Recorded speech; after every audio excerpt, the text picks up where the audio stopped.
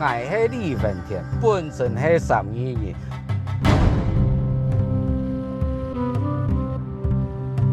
从西去地方看到一条苏公阿伯一条都卡树头，就会停下来看。当我各种毕业去就去学雕刻，到一下已经40年了。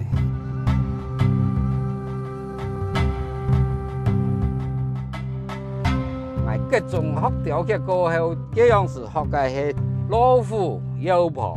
到面下的时间，看到这样的东西。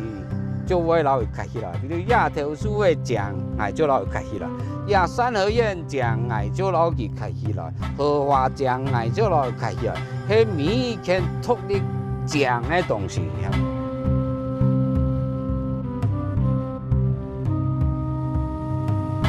来上面学雕刻的人当多，学有技术，也使人技就很有稳定的收入。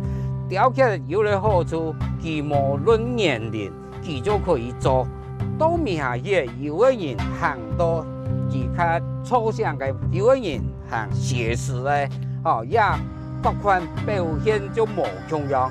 也雕刻是一种全面化的产品，值得大家去收藏。也雕刻到目前来讲，到国际上嘛是当有名的。值得大家来参与看，雕刻其实无商业的问题，越老刻的东西就越强，其实每一天就单件的东西，其当少重复的东西，也是值得大家去收藏的东西。